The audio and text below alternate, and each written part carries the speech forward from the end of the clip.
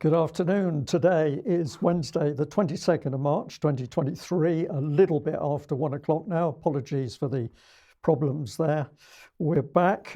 Your host today, Mike Robinson, myself, Brian Gerrish. We've got David Scott bringing us Northern Exposure from north of the border, our nursing correspondent, Debi Evans, and we have two very important guests with us today. Right, so hopefully this will work this time. Indeed it does. Well, we're going to start off with the MHRA, so let's bring them on screen. Here they are. They have issued a press release, effectively, UK clinical trials regulation overhauled.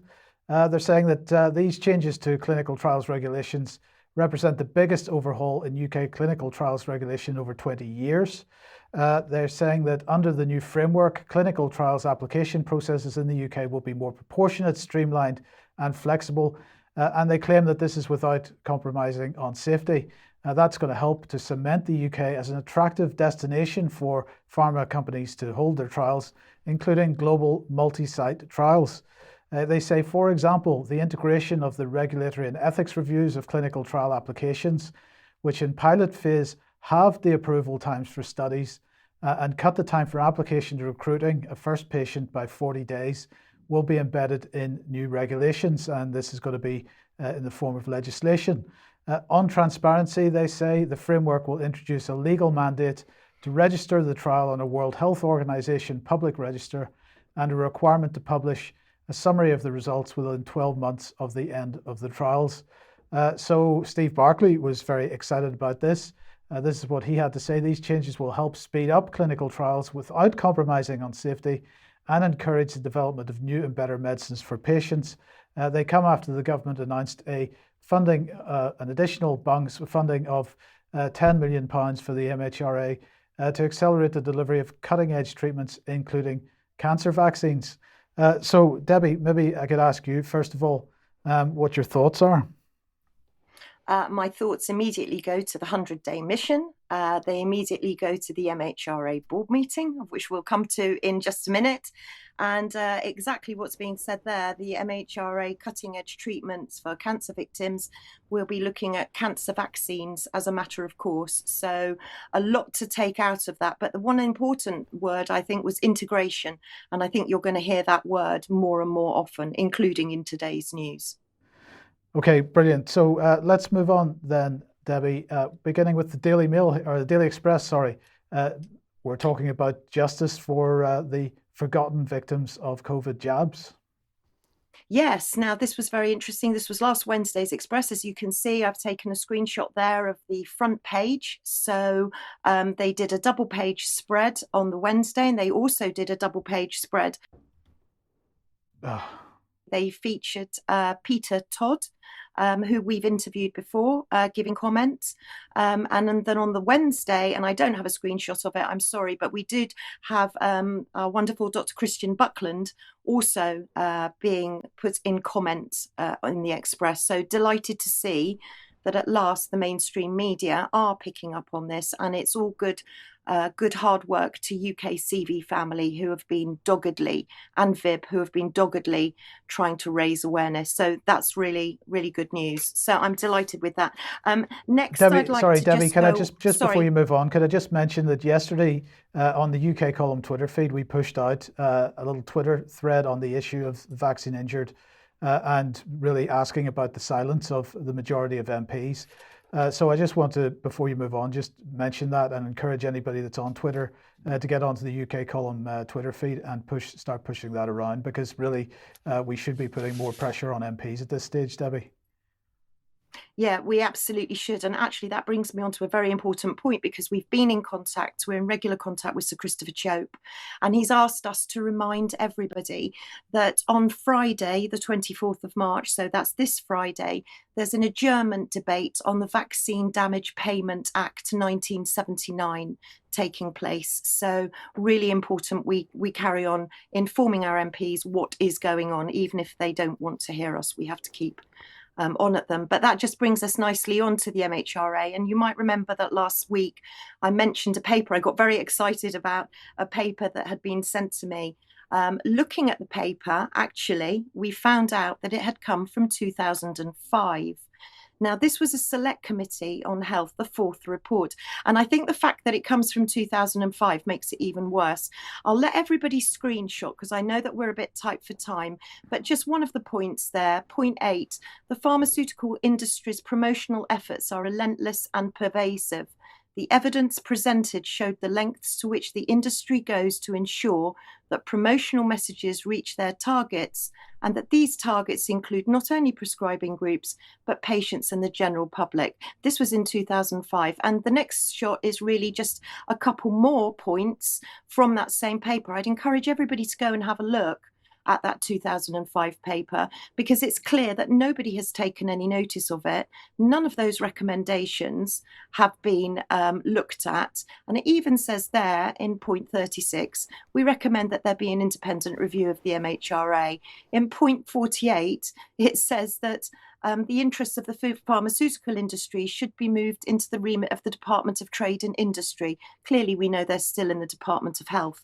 So please go and have a look at that document 2005. Staying on the MHRA, of course, it was my favourite time of the year or of the 3 months, and that was the MHRA board meeting, which took place yesterday.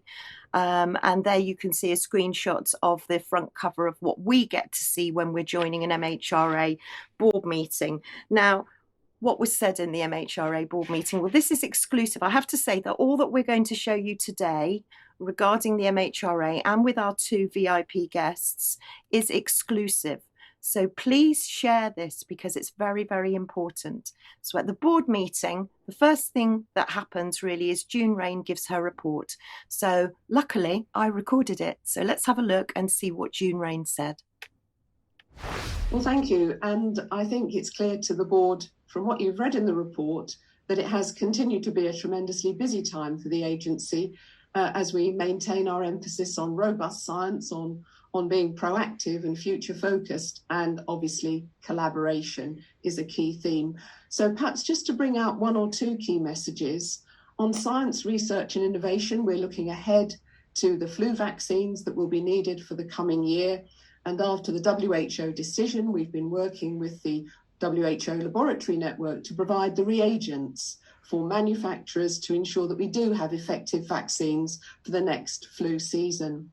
Still with vaccines, but cancer vaccines. These have shown very promising signs in initial trials, and the potential is there to on-site manufacture for patients to have the vaccine as quickly as possible if this early promise is realised. So a new approach to regulation may be required, and we're working across the agency on a new pathway. The Innovation Accelerator team is continuing looking at how well we approach horizon scanning. And I think if board agrees, it might be a good topic for a future board meeting. Turning to our focus on access, healthcare access is our key deliverable, and different kinds of products now coming into the frame. Our software and AI team, together with the Clinical Practice Research Data Link, have been working on in silico trial approaches. So a new avenue to support the regulation of these really innovative products with a great potential to improve healthcare. And we, of course, have a multi-agency advisory service, which brings in CQC, the Care Quality Commission, and NICE and the Health Research Authority. But close to home, maintaining supply of medicines is always something we look ahead to do, working with the Department of Health and Social Care. And our teams have been expediting changes to licenses to make sure that supplies are maintained.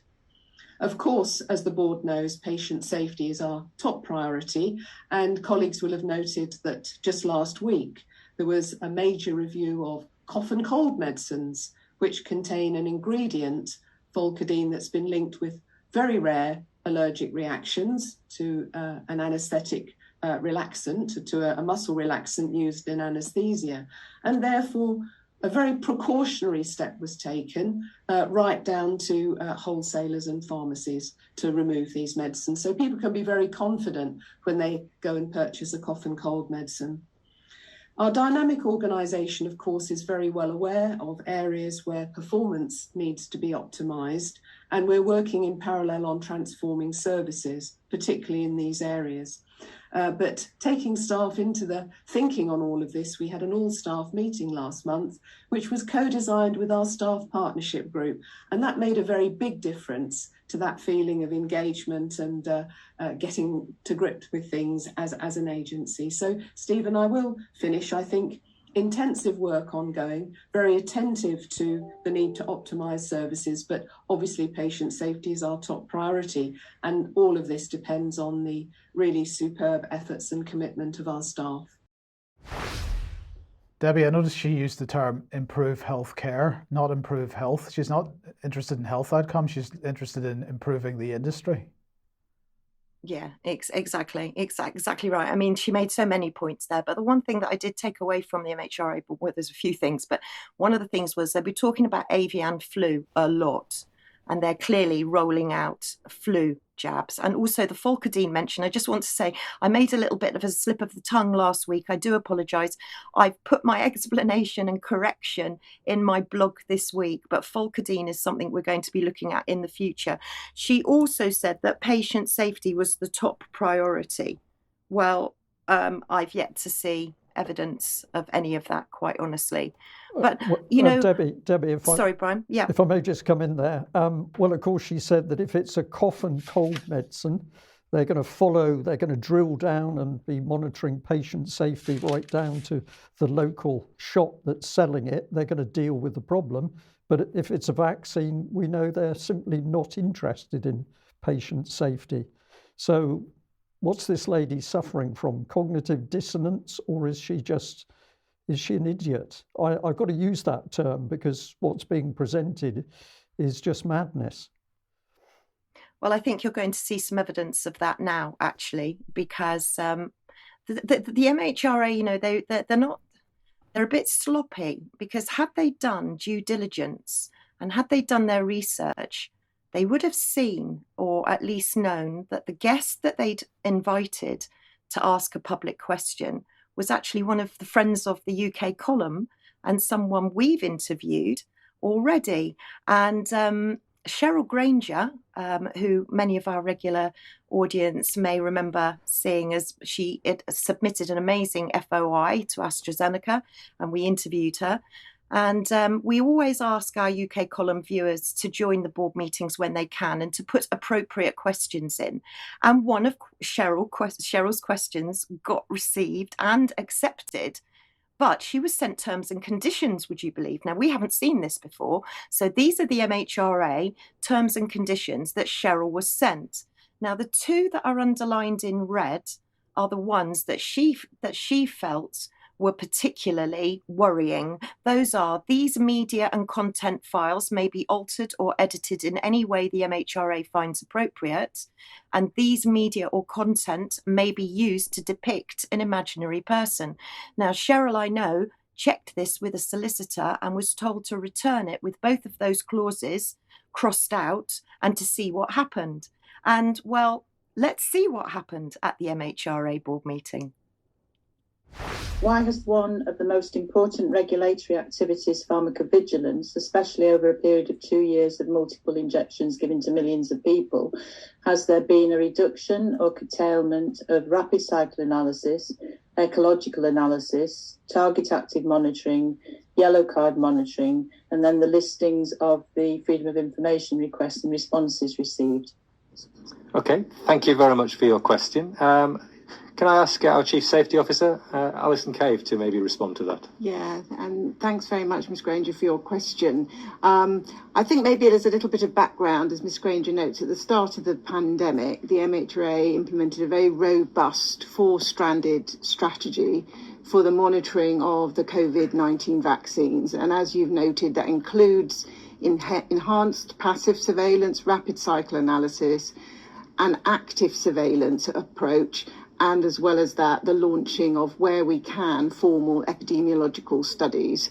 And we also did extensive engagement with academia and the international regulatory network to really source additional data as the deployment of the vaccines rolled out. I think what you're referring to is that after 2 years now of regularly publishing a report, which summarises the MHRA's safety assessments on the COVID-19 vaccines used in the UK, in line with the advice of the CHM, and in the light of a very stable vaccine profile, a very stable safety profile of the vaccines. We've now transitioned, in the context of that report, to a routine safety publication and communication of any safety concerns for a vaccine as required, rather than publishing a regular narrative report. But what I really want to emphasise is that the robust safety monitoring and surveillance of any COVID-19 vaccines that are under deployment will continue, and the full range of the tools that you've outlined is still available to us should we see any change in the safety profile of the vaccines that may concern us. We're also continuing to do a regular publication of any suspected adverse reactions for the COVID-19 vaccines authorised in the UK, and we've recently launched a new interactive analysis print in line with approaches for other medicines. So that gives members of the public and industry and anybody who's interested an ability to look at those reports and tailor them to areas that they may be specifically interested in. Just with regard to your second point, with regard to publishing of freedom of information responses, that is indeed an important part of a commitment, and we do acknowledge there has been a gap in publication, and we're working very hard to catch up that with publishing of responses due to resume this week. And we are currently reviewing our resource requirements in that area to ensure that we do deliver on the commitments there and that the publication is kept up to date over the course of the next years. So thank you very much for your question. I hope that provides your reassurance. Okay. So can I just check, Cheryl, that provides the information you asked? Yes, there's just many concerns out there regarding the adverse event reports that we've had so far. So at the moment, there's about 1 in 426 doses that's bringing a serious adverse event. And I'm trying to find out more information about that as to why that's not being investigated a little bit more. Okay. Well, I think what we shouldn't start doing is actually using this as an opportunity to talk around all the specific details there. But again, just in response to that, Alison, is there anything else that you want to add there? Just to reassure that every single serious adverse event to a vaccine is interrogated and considered and analysed extremely carefully. And I think that if anybody looks at the narrative report that we've been publishing over the last 2 years, you can see, I hope, the huge attention to detail and careful analysis of every single report that comes through is incredibly important, that we reassure the public and maintain the trust of the public in our surveillance of these vaccines. And it has been a huge effort over the last 2 years to ensure that we do understand the safety profile of the vaccine and that the benefit risk of those vaccines remains positive. Okay. So as you can see, Cheryl got shut down now. There's plenty for me to say, but I'm not going to say anything because I'm really absolutely delighted to be able to welcome Cheryl to UK Column News today to give us an exclusive. Cheryl, how are you? How was the experience? And how do you feel your answer? Did you feel your answer was satisfactory? My answer wasn't satisfactory. You can tell by my face I wasn't very happy. My brain was trying to work out what question I could ask if I was given an opportunity after they'd finished or Alison Cave had finished. I decided to just talk about their yellow card data, and the data I had was that this one serious adverse event in every 426 doses, which has got to be a very worrying statistic that they're not actually investigating. In terms of what she said, the first word she seemed to use was robust, which she's obviously got off June Rain, because June Rain's been using that word for so many comments about the analysis of data before the rollout, etc. They think they've done a robust analysis of everything. They then go on, or Alison goes on, to talk about extensive engagement with academia. Well, they seem to be sponsored by pharma, and they go on about the international regulatory network that they tended to use as an additional source of information, and they all seem to be operating in the same way. So I wasn't satisfied with that. The thing that they're not engaging with are the victims and the families of the people who have registered with the yellow card system. The target active monitoring that I asked them to comment about was a bit like the V-Safe in America, whereby they have people before vaccination sign up, and then they follow those people to see what sort of reaction they have, which is good because you've got a denominator. Then you know how many people out of so many people are actually getting a particular reaction. That seemed to be set up by the middle of 21, according to Nick Denham, it actually finished about 15 months ago. So it hasn't continued. The V-Safe information has shown a lot of very useful statistics that was managed to be got hold of by ICANN doing freedom of information requests, and they showed that 7 to 8% of 10 million people who registered for the app on V-Safe actually end up in accident and emergency. She goes on, does Alison, to say, she talks about the very stable safety profile of the vaccines, which made me start thinking all sorts of things. If that's what she believes, then she's obviously not looked at her data. She goes on about the robust monitoring and surveillance of any COVID-19 vaccine will continue, even though we're not getting to see that information. And in terms of the freedom of information, they basically always come up with the same sort of response to say that there's no causal link. They haven't done any investigation as to whether there is a causal link. Other people have. They've used the Bradfield-Hill criteria to prove that there is.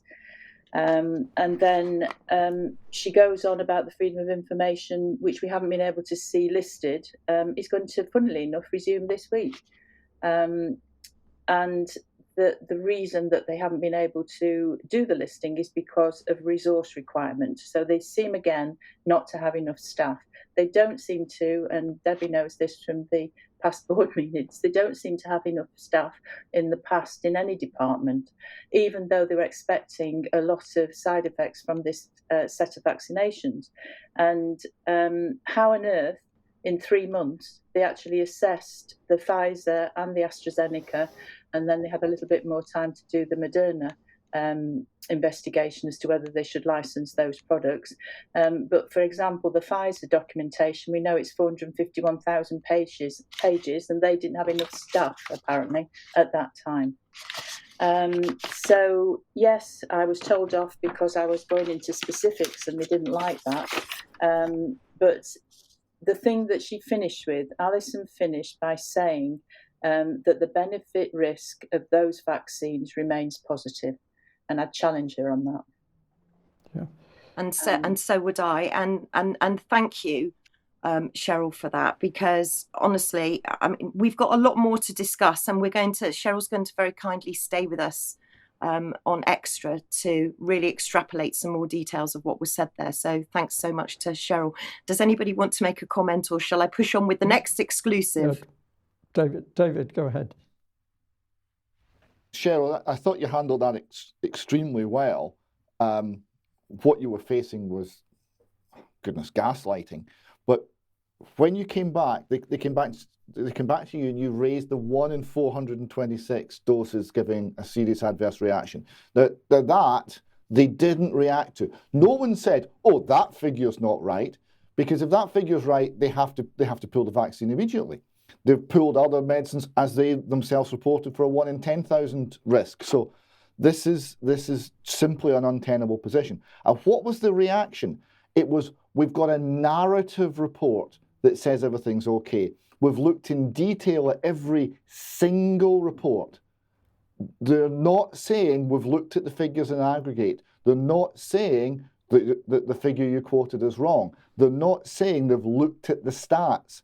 And in terms of risk-benefit analysis. We've been asking for this for years now, and we're not getting them. Where are these risk-benefit analysis? Where are they that actually demonstrates the position that they're holding, that the benefits outweigh the risks? We can't get the stats. They don't seem to exist.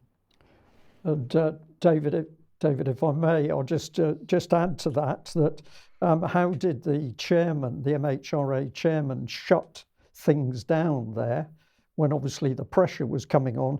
One of the expressions he said is, anybody that's interested, as if this is so casual that actually, well, some people might be interested that people are being seriously injured by vaccines or dying, but this is not really important. And his second statement was, we don't want to talk. He actually said, we don't want to talk about these sorts of events. The implication, I think, is here in the meeting. But he was closing down the moment the reality of vaccine damage was coming in front of the meeting.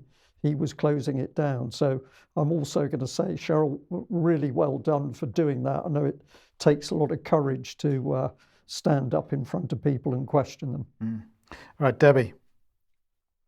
Yeah, it does. And like I say, we are going to be joined by Cheryl in Extras, and there's much more to say about this. So please stay tuned to anybody that's coming in to watch Extra.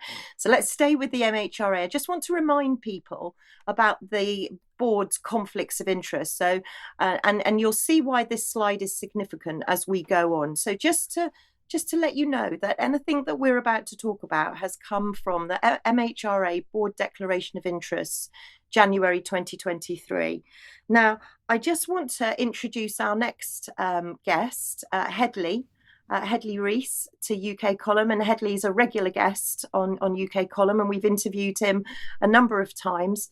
And Hedley very kindly, on behalf of UK Column, went and attended a good manufacturing and distribution practice symposium that was held by the MHRA last month. And Hedley has got some breaking news from this symposium, which he went exclusively for UK Column. And he's going to be, I think Hedley, your term was your head was blown, or your mind was blown by what you found out at the symposium.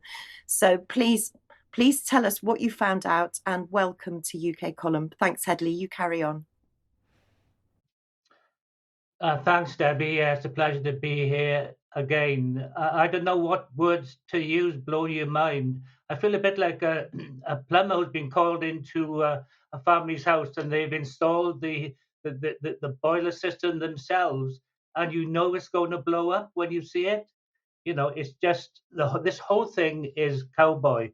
And just to give a bit of background, in 2011, the Bill and Melinda Gates Foundation hired a guy called Trevor Mundell, who was the head of development for Novartis. Now, Novartis is one of the biggest pharmaceutical companies in the world. And in 2016, a colleague of his who was the chair, the CEO of MHRA, who's now working for the Bill and Melinda Gates Foundation, set up a duplicate regulatory body which has hollowed out global regulatory bodies. So, and the MHRA is part of that, because the CEO of the MHRA who went to the Bill and Melinda Gates Foundation is a gentleman named Ian Hudson. And he is effectively running the MHRA and the European Medicines Agency through Bill Gates. And the symposium I went to could have been a script written by Bill Gates. When they did the virtual inspections, purely virtual inspections, now, you know, a virtual inspection is about as useful as a chocolate teapot, to be honest, because, you know, you're taken through, the company takes you where they want you to go, and they used Microsoft technology, headsets, something called HoloLens, headsets where people were using the technology. And there were 3 or 4 different Microsoft products that were mentioned. Azure, which is an artificial intelligence and machine learning bit of software. There was a lot of talk about surveillance. They've just taken on a guy, head of crime investigations at MHRA, who has got 3 years to make a step change in the way that they actually deal with crime in the UK and how they collect the intelligence. So there's a lot about collecting intelligence. The audience were asked to provide intelligence to the crime unit, and it was unbelievable. I'm writing an article on this, Debbie, which will go into a UK column, and it's a long article. I don't know where to start, but effectively what's happened is the vaccines, the injections were illegal in the first place because being frozen down to -70 or -20, they weren't fully finished. And they were finished by healthy volunteers in the vaccination centres, in doctor's surgery, who were thawing the vaccines, who were diluting them, and doing all sorts of things, which are classic manufacturing. And there are standards that you have to keep to ensure that there's nothing goes wrong, which could kill a patient. So what the MHRA is now changing regulations so it can routinely do that in a hospital. It can bring in these frozen vaccines, and then they cease to become under good manufacturing practice, which is the standard you should use. And they've got what they call point of care manufacture. So it's unbelievable that they're even thinking of it, because they'll have doctors, untrained people, trying to finish off these advanced therapies with no training, no experience, no quality system. I asked Ian Rees at MHRA who was going to regulate the hospitals, and he said it was going to be the Quality Care Commission. Well, has anyone told them? I don't know, but I haven't seen anything on that. So this is just complete Mickey Mouse. The MHRA are taking the mick. Honestly, it's hard to believe. So, and the other thing I should point out, particularly for Moderna, because this is in the public domain, they made, a contract manufacturer made the Moderna jabs, a company called Lonza. It's the biggest contract manufacturer in the world, based in Switzerland. And as I was looking up, one of the ex-MHRA inspectors, David Churchwood, who moved from MHRA to work for Lonza as head of cell and gene therapy quality, I don't know, about a year ago, suddenly the Lonza board came up. And I don't know where that came from, but I saw then, now Lonza's been around for a long time, and it was purely a contract manufacturer, and it just worked on a fee-for-service basis. The CEO is former Roche. Most of the other board are ex-Novartis. So effectively, Big Pharma, well, as they outsourced manufacture like 40 years ago, they've managed to insource it, not by any acquisition, but they planted or placed Big Pharma executives in probably the only company in the world who can produce these biologic vaccines. But of course, in 9 months, that's impossible. So even they couldn't have done it. It's hard to overemphasize. It is absolutely dangerous, and if you go on and do this, even more people are going to die. And when is anyone going to say this has to stop?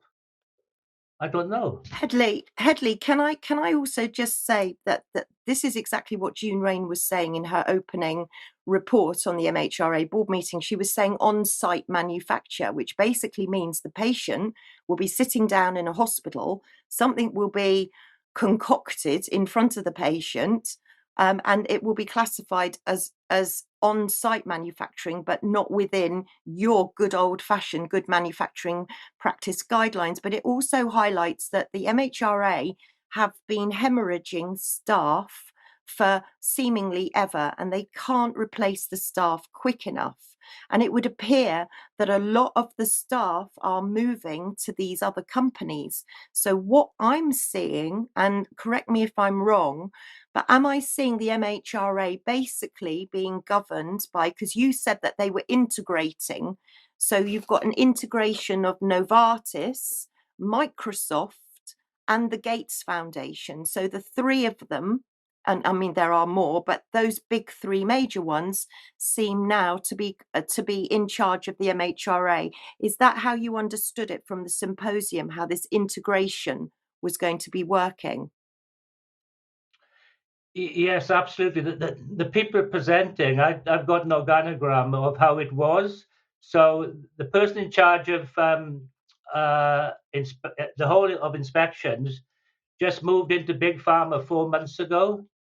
Andy Gray, I think his name is, and other senior MHRA staff, inspection staff below him, have moved to into independent consultancies, and they've got this concept now called a compliance monitor. And there's a lady ex MHRA who set up Tracy Moore. She set up a company called TM Pharma, and it's effectively privatizing part of the compliance process. So these compliance monitors will be contracted so that not MHRA will be looking after the remedial work if they find a company that needs remediation. It'll be these independent people working in these consultancies. And they were pains to say, oh, there won't be a conflict of interest because we will control that in some way so that the consultants don't start working with the company and actually. Headley, that takes me very, very nicely, very quickly, because I know we're going to talk about this more in extra and we're so tight for time. So very, very quickly, sorry, Headley, to cut you off there, and we will talk a bit more. But just to go on to those conflicts of interest, I just want to show people a few screenshots. So please freeze the screen. One of them, Dr. Junaid Bajwa. And if you just flip through the slides, you'll be able to see the conflicts of interest. So there we have Chief Medical Scientist at Microsoft. He's on the MHRA board. He's also works for Novartis, Merck Sharp. And if we move on again, you'll see more members of the board. Amanda Calvert, AstraZeneca, ex-employee shareholder, immediate family member. And then moving on again, I mean, the whole board are, in my opinion, corrupt, but that's my opinion. Professor Graham Cook there, Pfizer and WHO and Sanofi.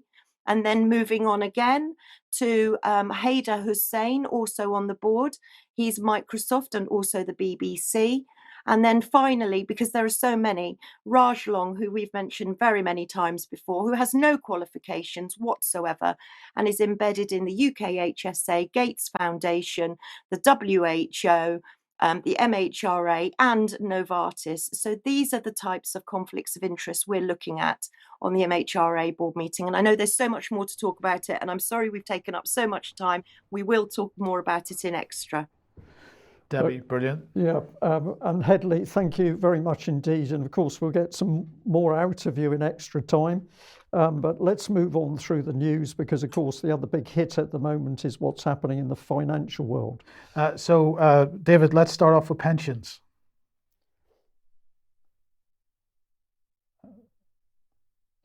Sorry.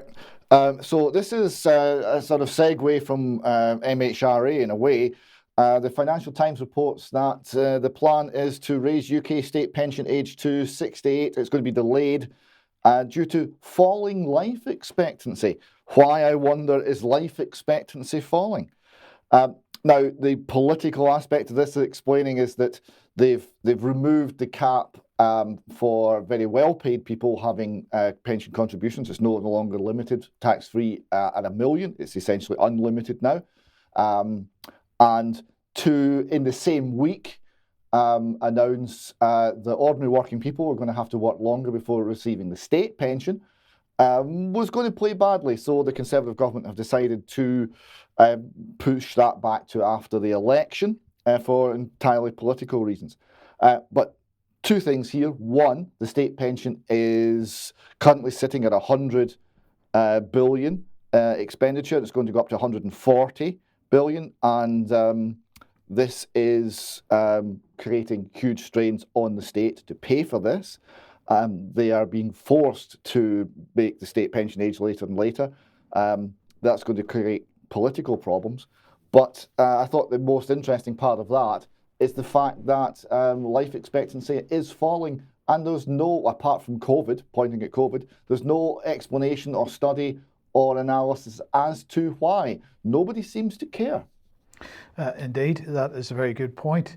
So let's then move on to inflation, of course, because this is the big financial news of the day. Now, we've got to remind ourselves that Rishi Sunak has made one of his 5 great plans to halve inflation. So having inflation this year to ease the cost of living. This is his aim in the run-up to the next general election. So, well, is he succeeding? Well, perhaps not. Here's the latest statistics from the Office for National Statistics, and the Consumer Prices Index rose to 10.4% in the 12 months to February 2023 from 10.1 in January. So that is making the government and the Bank of England a bit sad, maybe.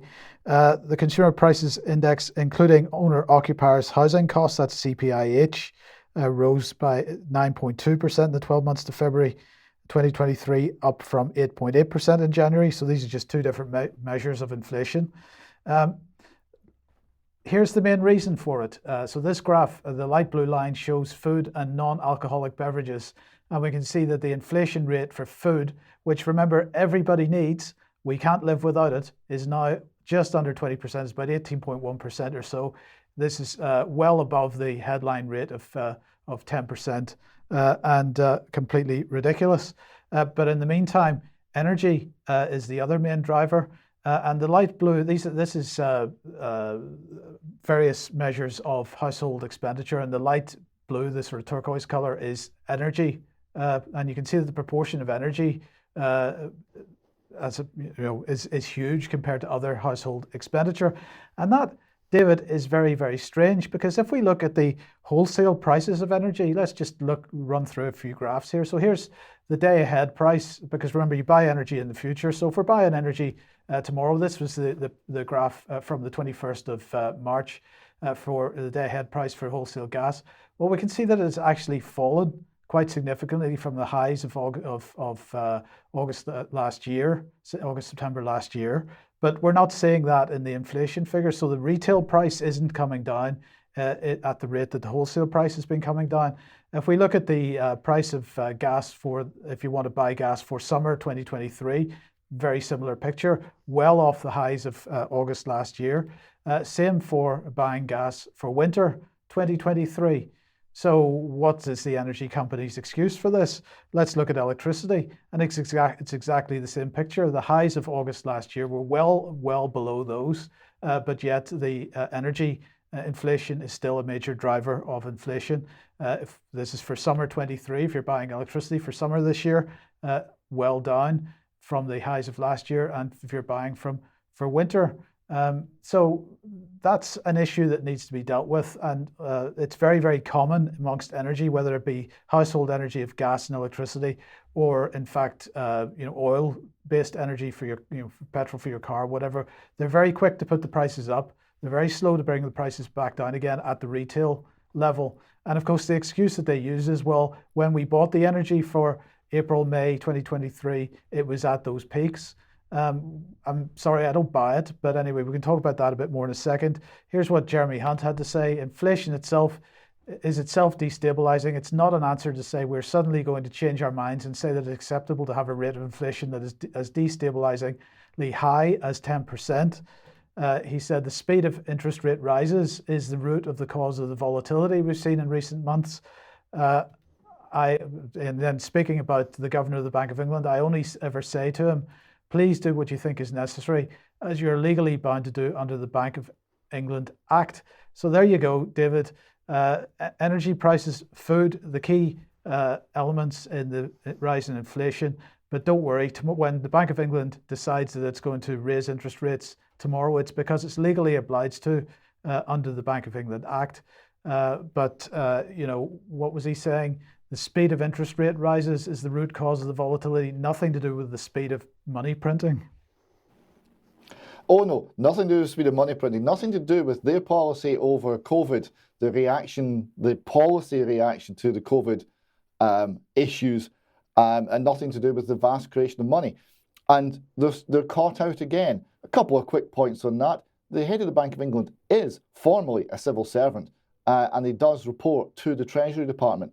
So the oversight that the government's given the Bank of England is, you do what you like, lads. It's, whatever it is, it's fine with us. Really?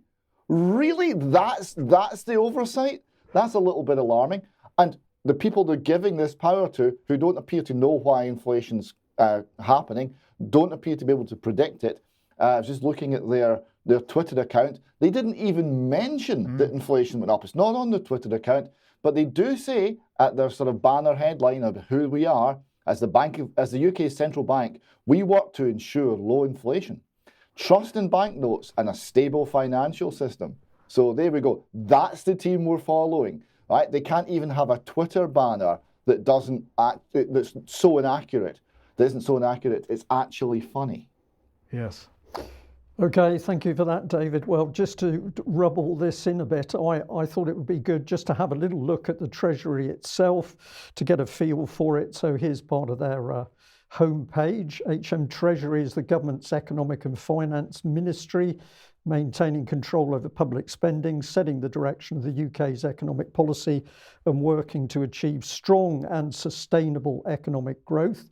I've got a question here. We'll just throw it into the air because we haven't got the time to answer this. But the question is, does the Treasury control the issuing and supply of money?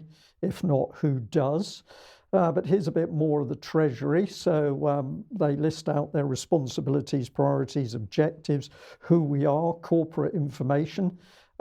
We can't cover much today within the news, but I thought it'd be worthwhile to pop up responsibilities. So we've got public spending. We've got financial services. We'll put an arrow for that one, including banking and financial services regulation, financial stability, ensuring the competitiveness of the city. So we're going to look after the city corporate system, but we're also going to protect the country with regard to financial services policy. You might say there's a conflict of interest there. Thank you, Mike. Delivery of infrastructure projects across the public sector, ensuring the economy is growing sustainably, which of course it must be not at the moment. Priorities here, strong and sustainable growth, reducing deficit, rebalancing the economy. It's all great language. Let's just pick out creating stronger and safer banks here. So this looks good. We can trust these people. So we've got a bit about what we do here, which we've covered, but also the Treasury is a ministerial department supported by no less than 15 agencies and public bodies. So we might like to know who supports the Treasury. And this is just a taster for our audience, because here's some of the things listed. So we've got the Actuaries Department. You want control of the figures so that you can skew what the public believes in any way you like. We've got the Internal Audit Agency. That's so you can cover up what you're doing in the first place. But let's just bring the arrow in again, because, oh my goodness, we've got something to do with money. So there's the Royal Mint Advisory Committee, and there's also the Royal Mint. But of course, the coins are a fraction of the so-called money in circulation. So we're not too sure who's controlling the money at this stage. And I just couldn't resist this one, the Bank of England, which you're really highlighting here. But it says the UK's bank resolution framework has a clear statutory order in which shareholders and creditors would bear losses in a resolution or insolvency scenario.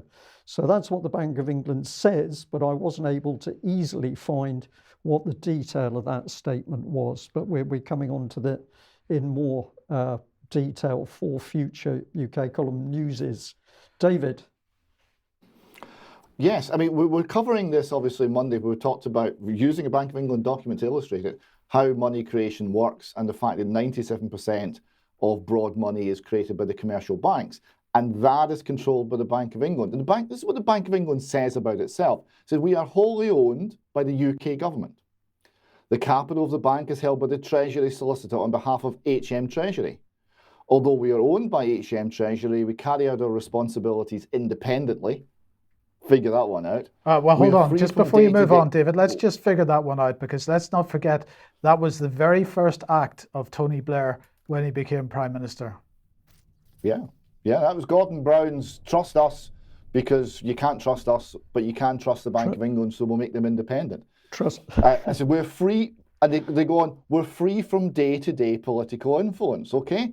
So, okay, they also say we're publicly owned, we are a public body that must answer to the people of the UK through Parliament. So they must answer to the people of the UK through Parliament, but they're free from political influence. I'm not sure how that works. They're owned by the state, but they're completely independent of the people who own them. I'm not sure how that works either. And they don't seem to get it right very often. We are sure how that works. Yes, indeed. Okay. We'll follow this through in more detail. But yeah, I think the picture's becoming clear because the picture is so murky of what these people do and say they do. Okay, if you like what the UK Column does, you'd like to support us, please head over to community.ukcolumn.org. There are options to help us out there. Now, we'd just like to say we are going to put the membership fees up in May, but not for current members. So if you join between now and the 1st of May, then you'll join at the current rate and stay on the current rate. So maybe this is a good time to join. Indeed. And we'd just like to say that we haven't changed our annual or monthly subscription for over 10 years. And we think it's time that we did that. So we're making that statement now. Okay, thank you. And or you can pick something up at the UK Column shop, but please do share anything you find on the various platforms. And don't forget the ukcolumn.org website itself. And also just remember also that Kenny is busy pushing out extracts from UK Column programming at ukcolumnextracts.co.uk. So if you want to share it on the various social media platforms, please head over there and have a look at what he's doing. Okay. Well, Debi, perhaps you'd just like to give your good self a little bit of a plug because your blog, as always, is doing great work. Oh, well, thank you for that. Yes, my blog is a lot of the stories that sometimes I can't cover on the news. This week, I'm looking at pharmacists, community pharmacists, who they are. Do you know who you're talking to when you go into a pharmacy? Do they know who they're talking to? I mean, community pharmacists seem to be replacing GPs. So that and much more in my blog this week, including you might get a bracelet now to just warn you that you could be having a heart attack in the near future. Doesn't that sound reassuring? Excellent. Okay, thank you for that, Debi. Also a reminder about AV13. We've got the main hotel event for the day, the 22nd of October, 2023, so later this year.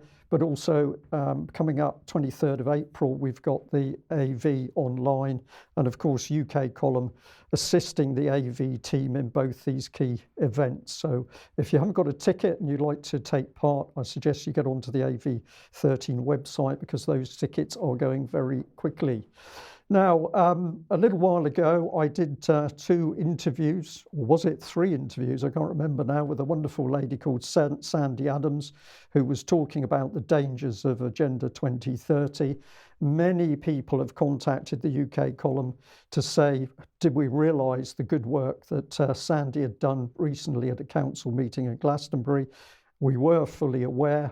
We've got a little video clip to share with our audience, but I'm also delighted to say that Sandy's agreed to come on and discuss what happened with the UK Column in a near future UK Column news. So let's have a look at a little bit of what she did on that special day 2 days ago.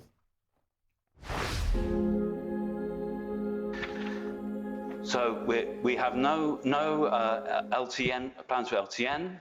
Now this council has never debated, it's never come up 15-minute cities, 20-minute neighbourhoods, 15-minute neighbourhoods. We've never debated it, we've never had it on the agenda. As far as I'm aware, it's not going to be put forward as an agenda item anytime soon. Yeah, I'm quite happy to speak for the Lib Dems on this one. And as far as I know, Somerset County Council has not endorsed it. There was one of our members who seemed to recall a long time ago that the previous administration had done it, but he could be mistaken. It's quite easy. It's quite easy. Long time ago memory. We've got. Oh, no. So we have an ex Somerset County councillor here who would know, and if Terry would know.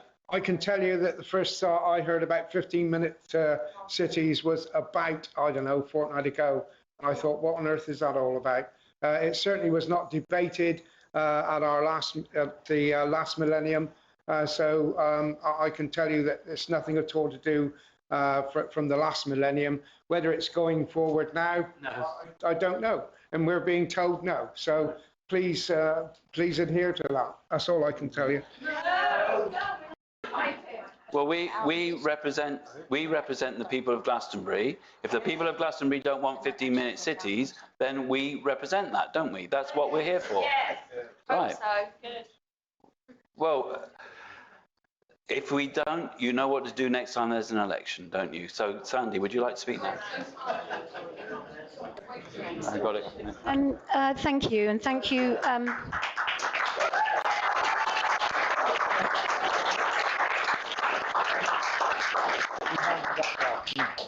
Well, Leela's covered a lot of what I was going to speak about, which is great because it leads me to look at the bigger picture.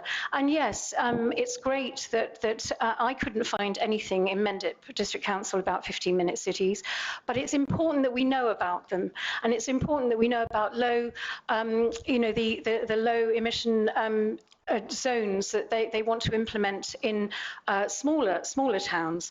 So what I'm just saying is basically this ideology isn't a grassroots, the whole 15-minute city ideology is not a grassroots initiative. It's actually a global initiative. And it was brought in by Boris Johnson, Michael Bloomberg and Carlos Moreno in 2004. Well, there we are, little taster clip. That video it can easily be found on YouTube, but Sandy Adams did a great job of telling those people what the agenda was really about. As I've just said, we will have as a guest on UK Column to talk about it in detail. But what a wonderful lady, not only talking, but walking the walk to go with it. So we're going to say, well done. Now, let's move on to what I think is really unpleasant stuff, and that is that the British government has decided that it's going to provide Ukraine not only with the Challenger tanks, but also with the depleted uranium shells to go with them. So the BBC News here, UK defends sending uranium shells after Putin warning. What are we really talking about here? We're talking about depleted uranium, effectively toxic in its own right, but when it's fired as a munition, it vaporizes and the dust is very toxic indeed. Radiation, relatively small, but it's toxic, very toxic, and has caused huge problems in the Middle East. And now Britain is to supply this ammunition. And what is it ultimately going to do? To destroy lives and pollute the environment in Ukraine. But the BBC, that's busy trying to play this down at the moment, if we jump back to 2006, we've got a BBC report, depleted uranium risk ignored. UK and US forces have continued to use depleted uranium warnings depleted uranium weapons despite warnings they pose a cancer risk. And in this report, which I encourage viewers to find and read, it talks about a senior UN scientist said research showed how depleted uranium could cause cancer, but that report was withheld. Of course, the UK Ministry of Defence said there was nothing wrong with it. But in fact, many years ago, if you remember, Mike, I certainly do, we met a former UK soldier who'd been a machine gunner. His hands were in an appalling condition with the skin very dry, cracks all over his hands and his particularly his fingers. And when we asked him about this, he said it was the result of depleted uranium dust, which covers the hands of gunners who use it in smaller caliber rounds. So the BBC has forgotten about environmental protection. It's okay to pump in the depleted uranium to Ukraine to destroy lives and to destroy countryside effectively. This is how bad it gets with the BBC, because if you go looking for the story, we've got the Challenger tanks, but really nothing credible. So Mike, I don't know what you think about it. I'm always speechless now with the BBC because it's such a disgraceful organisation. Yeah, well, we should never forget the degree of birth defects that were caused by effectively creating a blanket of depleted uranium across Iraq. So we're going to do that across Ukraine as well. Is this what we do to our allies, Brian? Well, it's very clear that the lives of Ukrainians are seen as just sacrificial puppets for the agenda of UK and the US. And if they get killed on the battlefield, that's not a problem. If we destroy their families, because that's what's going to happen with depleted uranium, that isn't a problem for the BBC or the British government or the UK Ministry of Defence. Let's have a look at the situation, just one aspect of the situation of the war in Ukraine. A very big thank you here to Brian J. Beletic, who's a former US Marine who's doing very good analysis. This is a time lapse of what the Russians have been doing around Bakhmut, the key fortified city.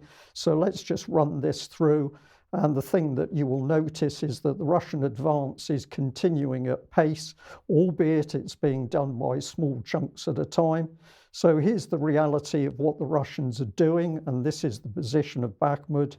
Here's the Kiev Independent again saying, as Wagner's offensive in Bakhmut likely nears culmination. They know what's happening. They know that the Russians are going to take Bakhmut. Bakhmut falls, Avdiivka falls. Those are the two key strongholds. But at the moment, we don't want to discuss the reality in UK because it doesn't fit the propaganda. Here's another graphic from Il Russo 12. And what it's showing is Bakhmut as a city and who controls what. So early this morning, the figure was Russians were in control of 63% of the city, the Ukrainians 17%, and the rest is no man's land. But the BBC and the Ministry of Defence would have us believe that nothing is happening. Let's look at this interview clip with Major General Chip Chapman, who's giving his opinion on what he sees as reality in Ukraine. Logistics are cut off.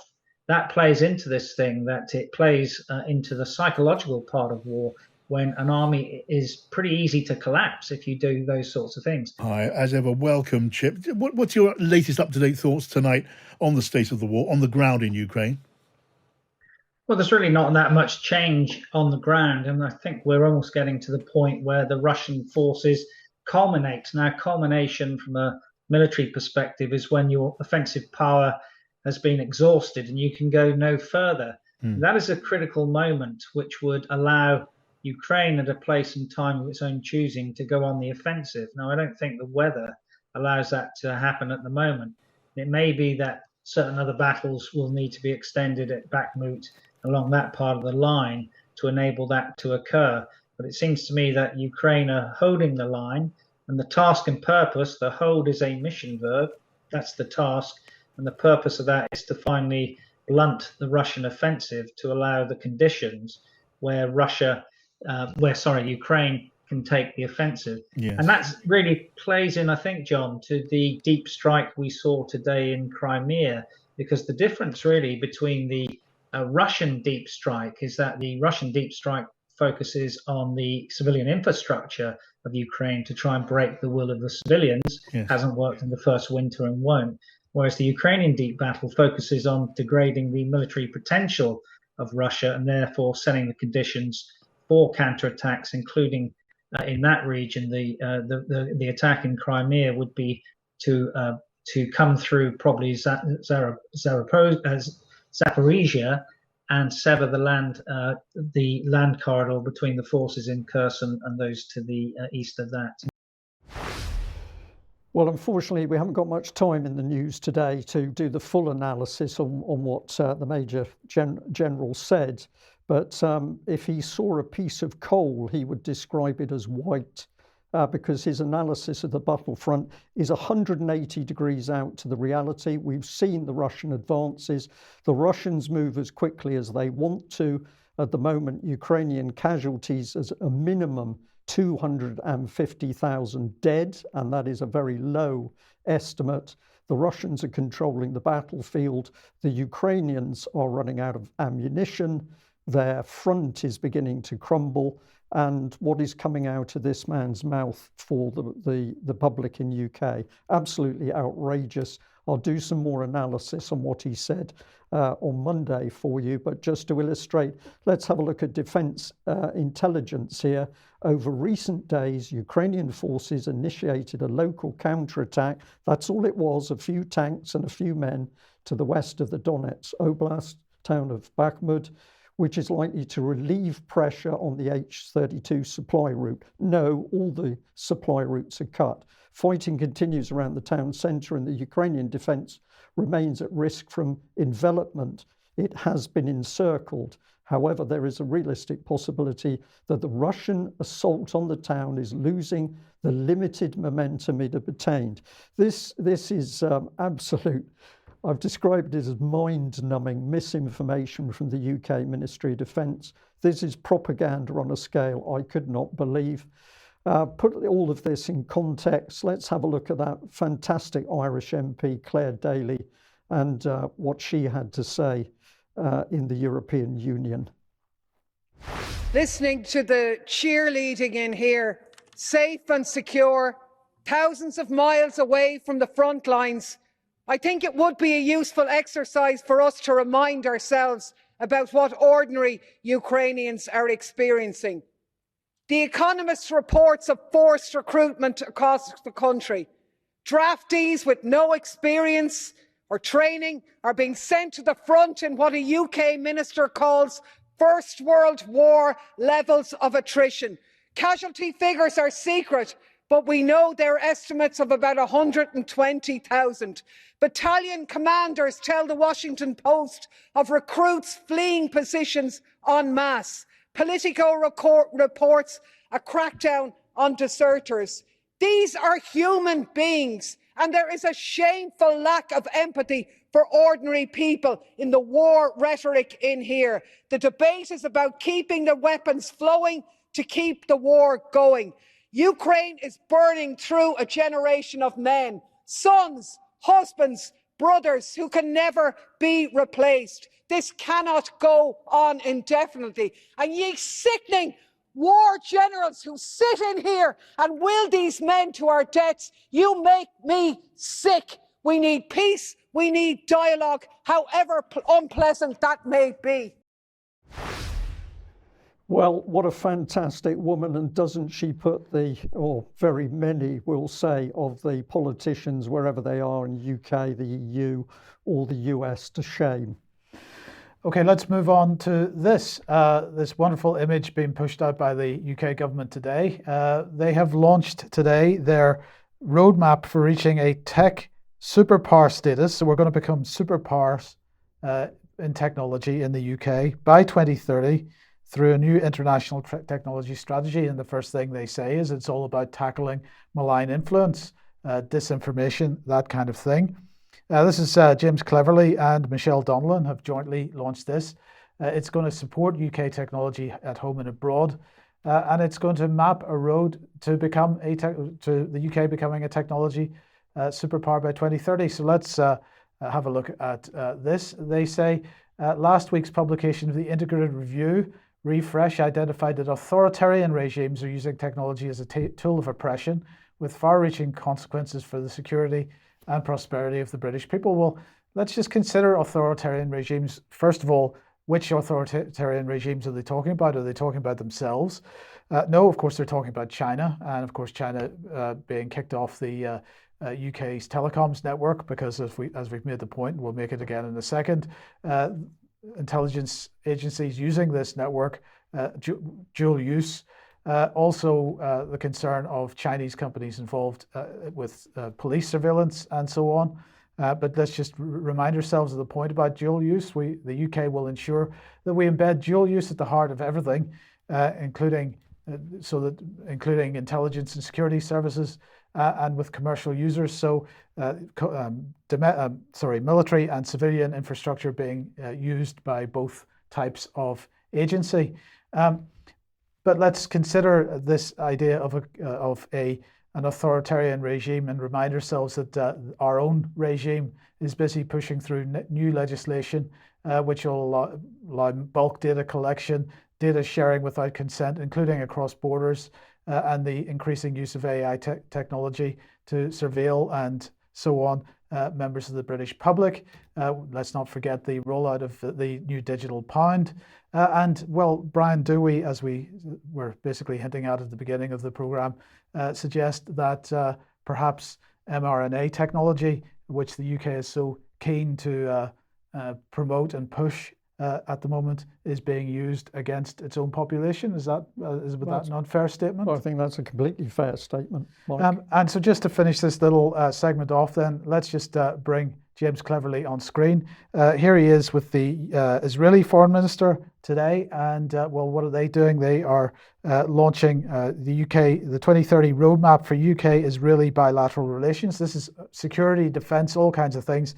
But with respect to technology, this is what they had to say. Launching the UK-Israel Tech Gateway is one of the things that they will do to increase the number of high-growth Israeli tech firms setting up substantial operations in the UK. The Tech Gateway will support regional and sector-based alliances in the UK, building on the launch of the pan-northern UK-Israel Health Tech Gateway. The Tech Gateway will also explore further opportunities across a number of sectors, such as automotive manufacturing in the Midlands, energy and smart mobility in the West Midlands. But get this, cyber security in Cheltenham and fintech in London. I would like to know, Brian, are they going to base these Israelis in GCHQ? Is that They're what that's already saying? there, Mike. They're already there because we reported many years ago the fact that the government had brought together in partnership the intelligence services from Israel and a particular unit. I think it's something like Unit 4200. I'll check up on that, but they're already there. And we know from people who have had experience with GCHQ that there seemed to be a very comfortable relationship with data flowing seamlessly from the UK side to Israel. Not so much back again, however. David. Well, it's we didn't manage to get it on the news today, but a very interesting story from Israel is that the Israeli Defense Force, IDF, has admitted psychological warfare against the Israeli population. They opened fake social media accounts during the last operation in Gaza in order to manipulate the view of the Israeli public into supporting the military operations. Maybe we'll see something similar being run against the British population concerning the war in Ukraine. I think we already do. It's called 77 Brigade, amongst other things. But anyway, let's move on, David, to education. Yes, so we have here a Tory MP speaking out, Miriam Cates. She wants a full inquiry into relationship and sex education. And she's concerned about the widespread use of age-inappropriate material. Now, this is a significant point because this has been a campaign, a grassroots campaign in Scotland, England, Ireland and Wales, and we've reported it on the UK column by parents and others against the nature of sex education in the schools and the fact that it's essentially an application of queer theory and it's an attack on the family, an attack on society. This grassroots campaign has been sufficiently successful that we're now seeing MPs bravely taking up the case and asking some questions. The Express report here continues. Former teacher Miss Crates told MPs that children were receiving graphic lessons on X-rated subjects, and were being taught that there is an almost limitless number of genders. She said, quote, "We must make it incumbent on all schools to publish their RSE lessons, plans and resources so parents can see what is being taught and make informed decisions about whether they want to use their legal right to withdraw their children from sex education." And we have here a statement from her going into this in more detail, which we'll just let people read on the screen if they want to freeze frame that, as we're a bit short for time. And we'll move on to the other aspect of this. I give you the Educational Institute of Scotland, the EIS. This is a trade union of most Scottish school teachers. They're warning over toxic misinformation over trans rights. So this misinformation theme is whenever they're losing the argument. We see it from government as well, and they want to close people down. So they've warned about inaccurate information being lobbied towards schools regarding transgender pupils and the Gender Recognition Reform Bill, the bill that was so controversial it brought down Nicola Sturgeon. But this trade union is still supporting it. The EIS is right behind it. The union said it's supportive of self-declaration system for gender recognition. So 14-year-old boy decides he's a girl, that's fine. Nothing else needs to be asked.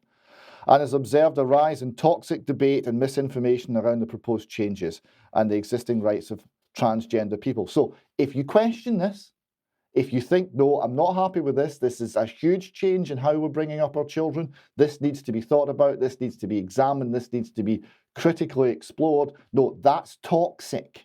You can't say that because it's toxic in the view of the EIS. STV report continues.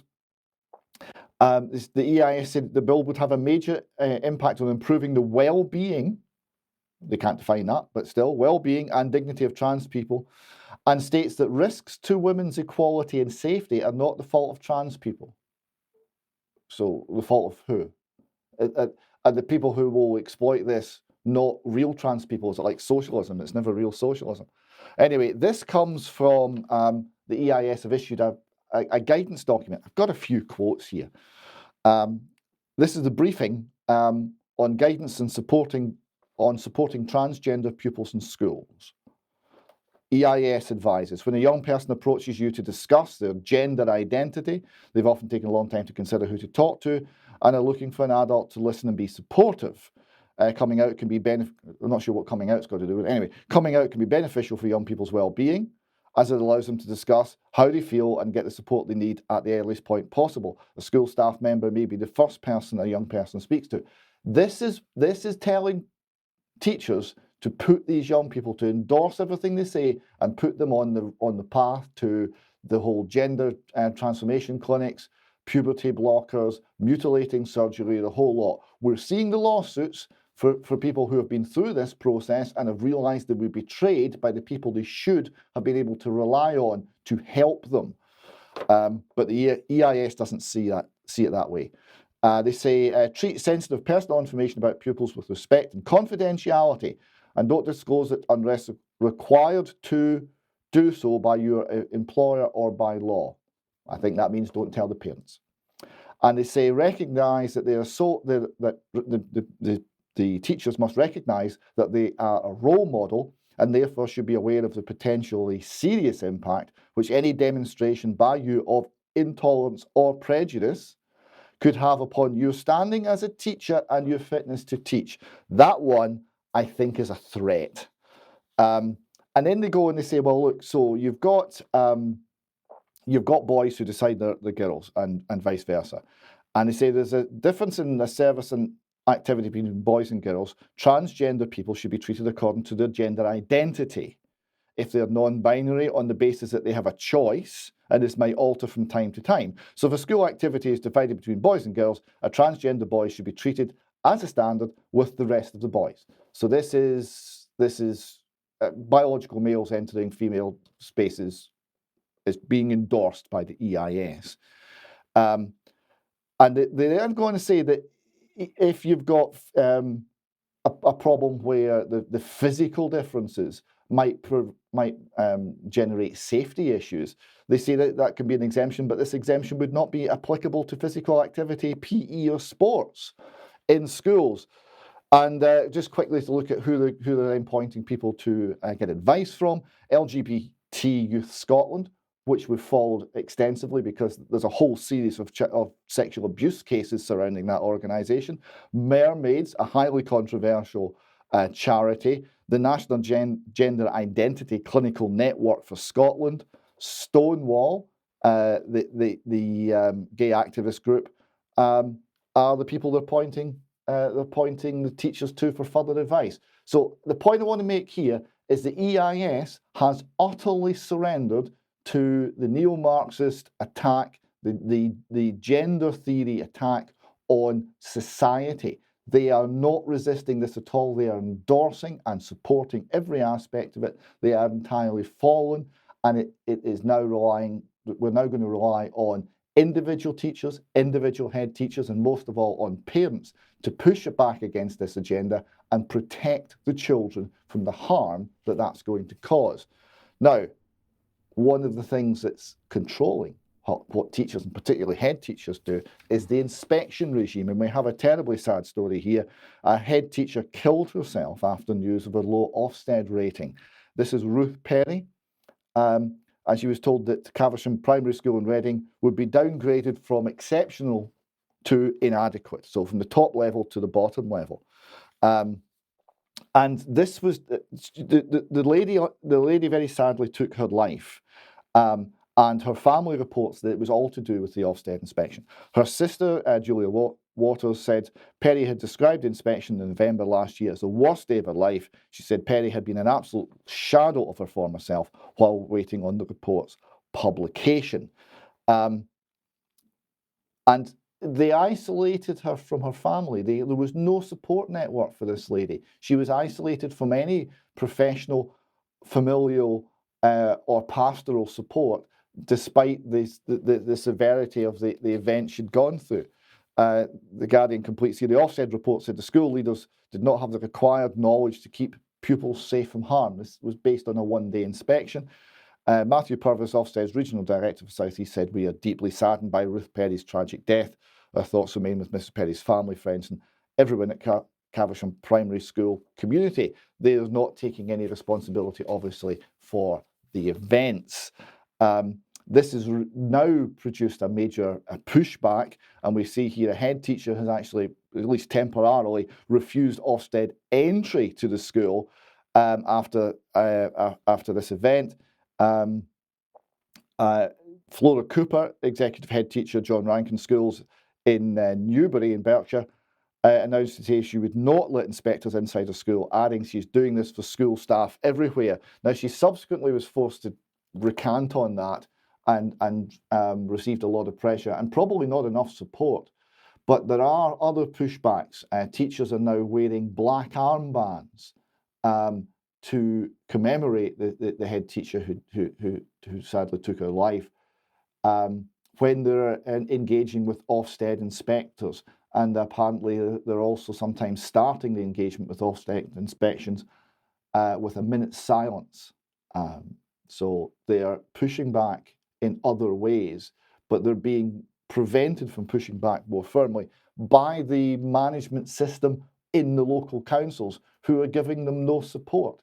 So I think parents who look at this and are concerned need to be taking this up with their councillors, that they should be supporting the teachers and actually protecting them from this sort of aggressive inspection, which has reached a point where it's now costing, it would appear, lives. Okay, David, and then just one final thing on the Scottish Union for Education. I just pointed this out. Scottish Union for Education, this is newsletter 6, it includes an article by Stuart Waiton, friend of UK Column, and Richard Lucas, UK Column contributor. This newsletter is the best thing out there on education. Whether you're in Scotland or not, if you're interested in education and what's happening in our schools, you should sign up for the Scottish Union of Education newsletter. There are 3 or 4 excellent articles each week. It's very thoughtful stuff, very good contributors, and quite the best thing on education I've seen. Brilliant. Excellent. Okay, well, thank you to everybody for joining UK Column News today. I think it's been a really educational news because, of course, all of us are paying attention to what's being said. So it's not only our audience that is learning, the UK Column team always learn from a news programme. So let's put it in those terms. Just before we close, I would like to say that the unit, I couldn't remember in connection with the Israeli Defence Force, was Unit 8200, not 4200, and that is the Israeli equivalent, effectively, of the US NSA. And it was Francis Maud who was one of the key figures when this integration between UK intelligence and the Israeli systems took place, and UK Column reported that way back in 2016. We'll bring it to the surface again so that we can have a look at how it fits in with the picture today. And lastly, I just want to give a little mention to the ladies in Public Protection Wales who've been doing such good work to challenge this perverse teaching in schools that David's just been alluding to. So Lou Collins from Liberty Tactics is going to be working with the ladies to do another 24-hour pod-a-thon in order to raise money. We'll make sure that we give you details of that, because much as with Sandy Adams, it's great to see these ladies standing up to challenge the system. We'll be back in a couple of minutes for some extra. Thank you for joining us. Bye-bye.